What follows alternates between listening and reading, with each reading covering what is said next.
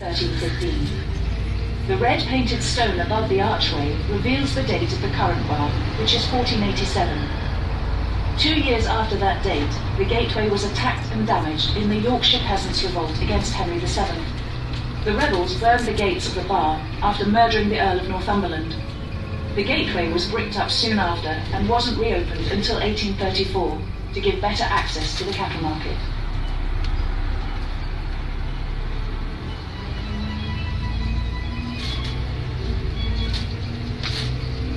Looking ahead, we can see the top of York Minster.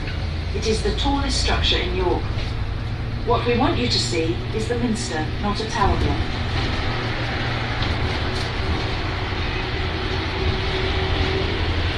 Ahead, we can see the Travel Lodge, which is a modern building, but you can see how the architect has tried to get the building to fit in with old York.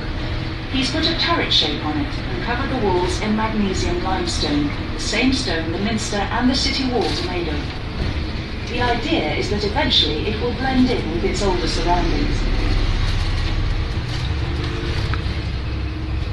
Look to the left, and you can see in the distance a glass structure above the River Foss.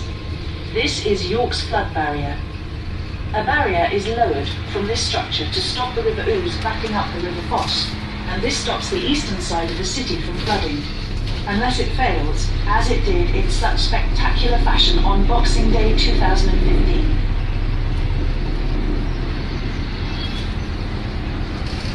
We move on to Skeldergate Bridge and cross the River Ouse, York's main river. Look to your right to see Ouse Bridge, the oldest of the bridges built in 1821, replacing various older bridges dating back to Viking times. Look to your right, and you will see the city walls at Bale Hill, a grass mound with trees growing on it. Bale Hill was the site of William the Conqueror's second castle, dating to around 1068. Nothing remains of it, however, because it was only ever made of wood, and nobody wanted to pay for its upkeep. Eventually, it was found to be in such a sad state of repair, it was pulled down.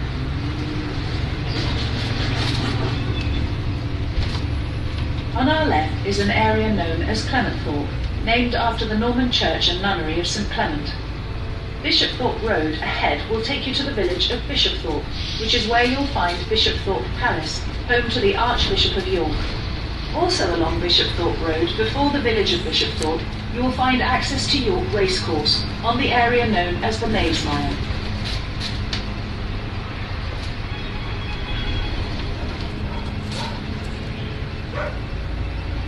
As we set off through the lights, look left and keep looking left for a brief chance to see the smallest house in York. Watch out for the house at the top of the hill with a large black door with number 76 on it. Just after it, look in the gap and there is a door with the number 76A on it.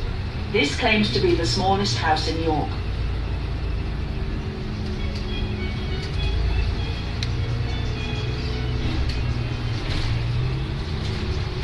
We are now in an area of Victorian and Edwardian York. With the arrival of the railways to York in the 1800s, the city grew rapidly. More houses were needed to accommodate the growing population, which had shot up from 17,000 in 1801 to a staggering 77,000 by 1881. These new suburbs were built outside the city walls, with back-to-back terraces to house the people who had come to York to work on the railways and in the chocolate factories. Once the railways had arrived, York became much easier to get to and quickly became quite a tourist destination for the middle classes. No longer did you have to make the long and dangerous journey down south for entertainment by horse-drawn carriage. Started making chocolate in 1767, and later Rowntree's, who opened a grocer's shop in the centre of York in 1822. The Rowntree family were prominent Quakers, and unlike many other employers in those days, they were careful to look after their workers, providing their staff with a medical centre, canteen, library, and even a swimming pool on the factory site. Rowntree's also introduced pensions and paid holidays, something that was unheard of in Victorian times. They also gave public parks to the city, such as Rowntree Park and the Homestead Park in Clifton.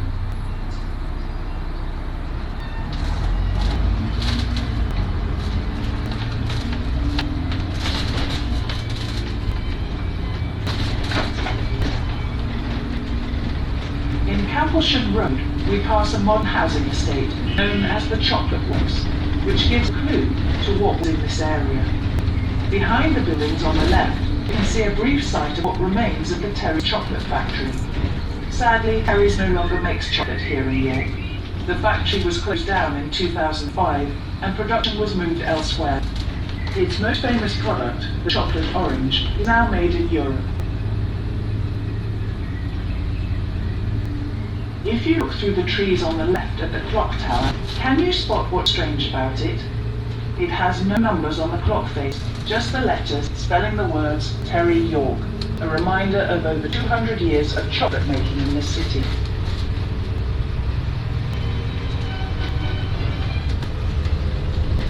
Ahead of us is York Racecourse, the home of horse racing here in York. There has been horse racing in York since Roman times, and racing has taken place on this area of land, known as the knavesmire, since 1730. The knavesmire may get its name from a knave, a common servant allowed to use this area for leisure and for grazing animals, and mire, a boggy area of land, which it still is to this day. The knavesmire wasn't just used for horse racing, but other entertainments also took place here. It was common to see bare-knuckle boxing, bear baiting, and cockfights here. The most popular spectator sport, however, were the hangings, which took place here from 1379 right up until 1801. People would come from far and wide to see villains hang at the Tyburn. The most notorious person to be hanged at the Tyburn was none other than Dick Turpin, the highway robber who was executed here on the 7th of April, 1739.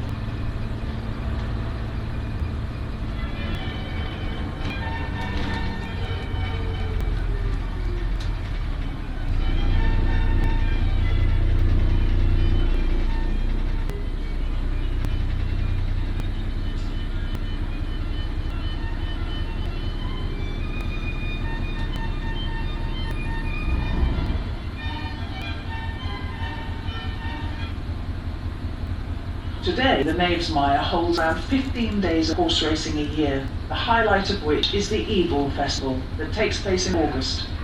York Racecourse also had the honour of hosting Royal Ascot in 2005, whilst the Ascot course was being renovated.